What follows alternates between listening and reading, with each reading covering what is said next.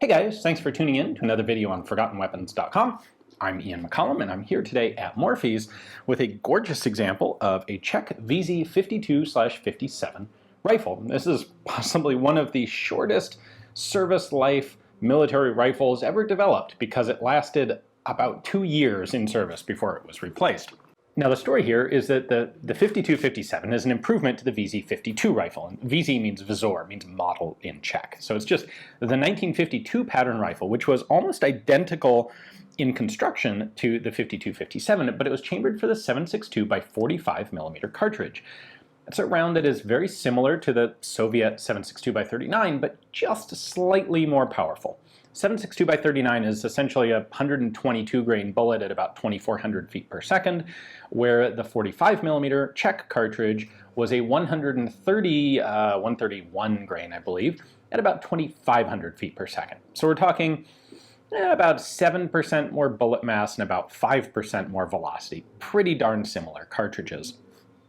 Now, Czechoslovakia is pretty much the only country in the Warsaw Pact, in the Soviet influence, that kind of went their own way, making their own guns in their own calibers. Most of the countries under Soviet influence used AKs and SKSs. Well, there are a couple reasons that the Czechs developed this rifle on their own. First off, the Soviet Union got along pretty well with the Czech Communist Party. In particular, Josef Stalin got along well with the Czech Communist Party. And he trusted them and was willing to let the Czechs kind of go do their own thing with their own small arms. In addition, the VZ52 had gone into development before the SKS was available, before the Soviet Union was willing to share the technical design package for the SKS with any other countries. And so the Czechs pretty much just had an open check to do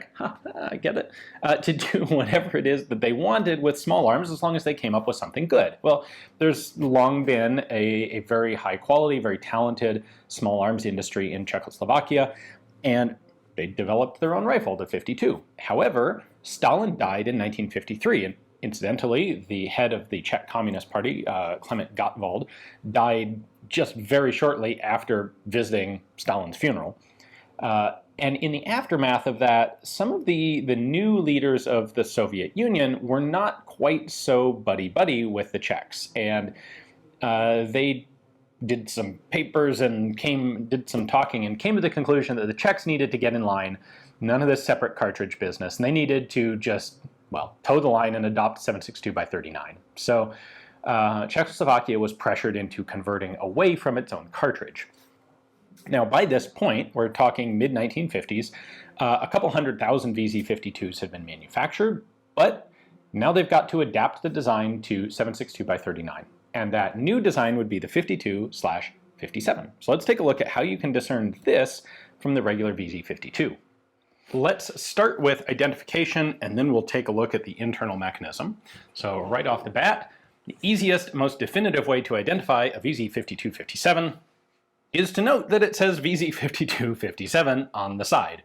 While we're here, I will point out the Czechs had a whole, or Czechoslovaks, I suppose, had a whole new family of small arms after World War II, and they were like all adopted in 1952. So people can give us crap about having an M1 everything. Well, the Czechs had a VZ52 rifle, a VZ52 pistol, and a VZ52 light machine gun. And when they moved from 7.62 by 45 to 39, they ended up with a 52-57 rifle and also a 52-57 light machine gun for the same reason.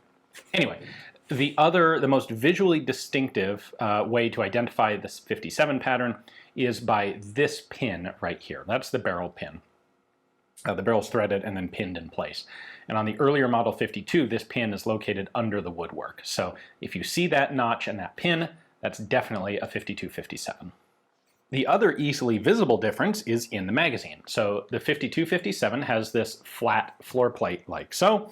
The regular 52 actually has a second angle at the toe. So the floor plate comes up and then has a second angle, boop, up there at the nose.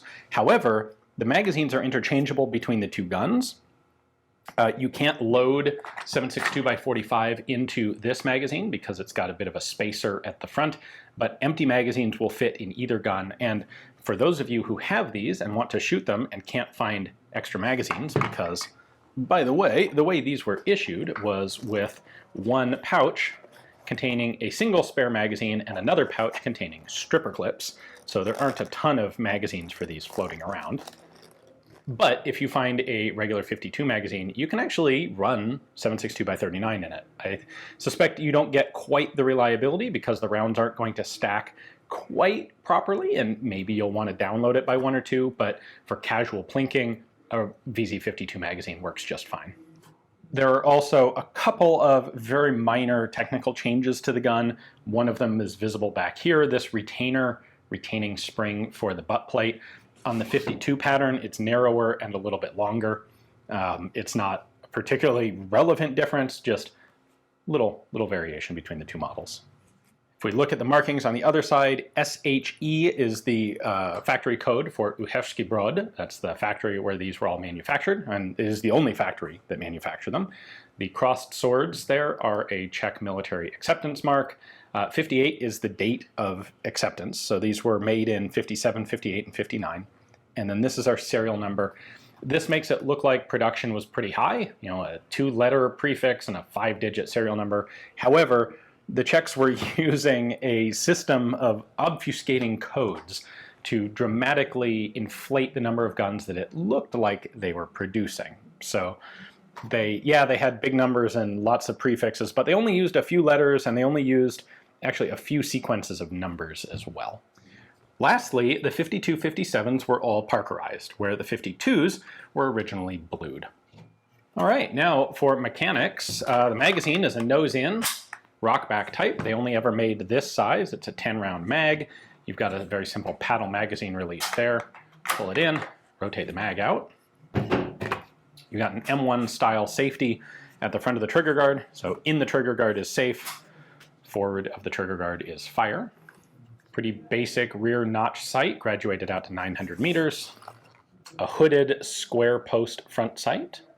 And in order to be the SKS we have at home, they included a folding bayonet, but instead of folding under, it folds to the side.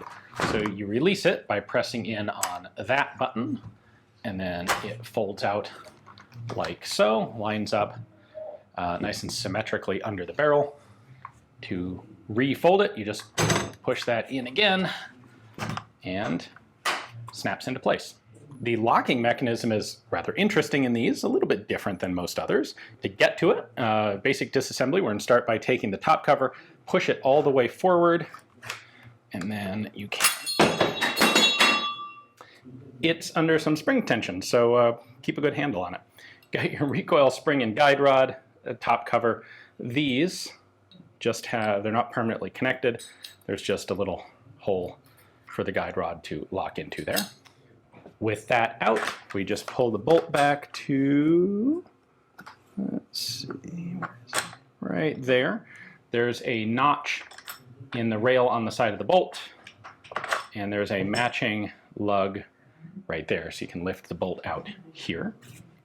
Now, the bolt and bolt carrier are kind of interesting. We've got a bit of a distinctive looking bolt face here. So I can pull this back, and then lift the lugs out, pull it forward. Here's our bolt carrier. Notice we have this wire spring running around the inside.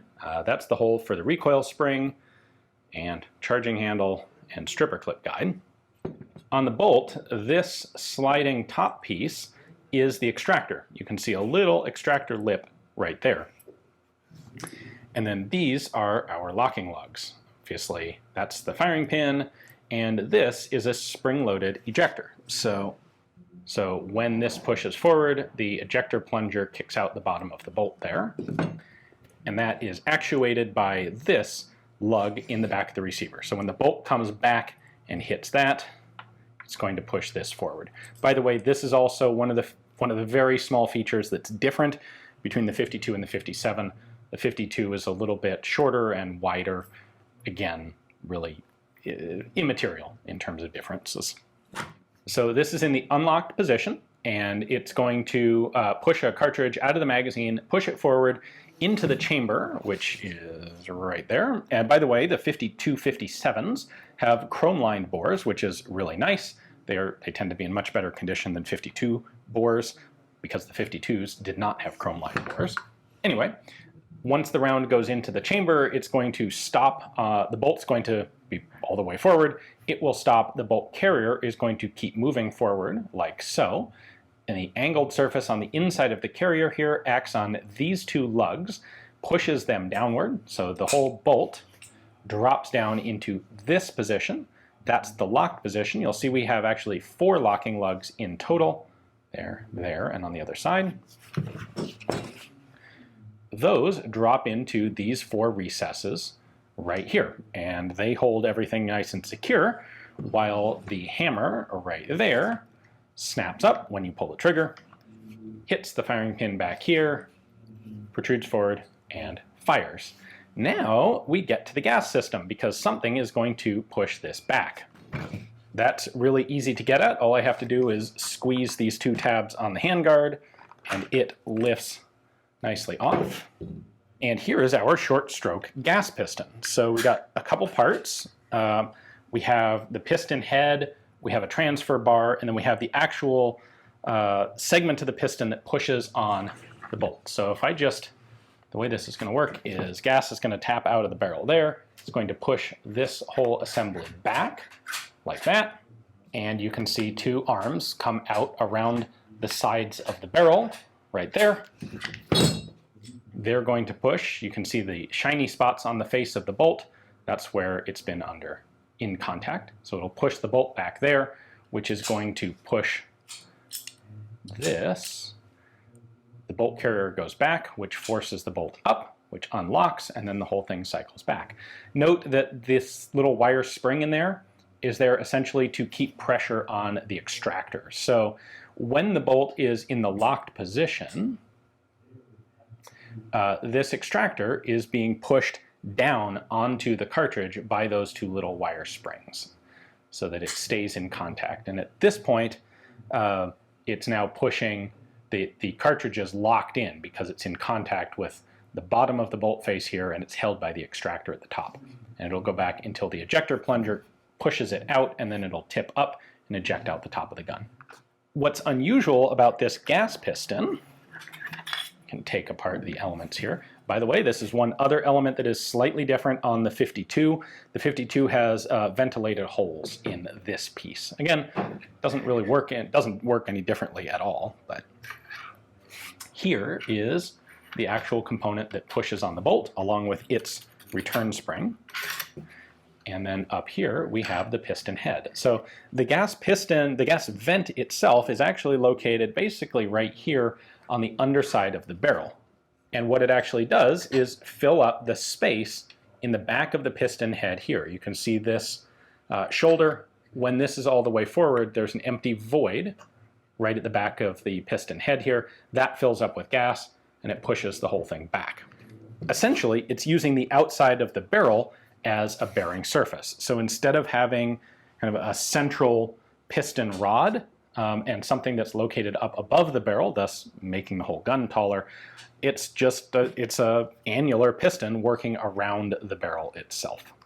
Production of the 52-57 began in 1957, and it would run only until September of 1959. There were a grand total of 99,475 of these rifles made, and then they were replaced by the VZ58, which is also a Czech design that allowed the Czechs to avoid paying any royalties, license fees to the Soviet Union for the AK, but it's also a rifle in 7.62x39.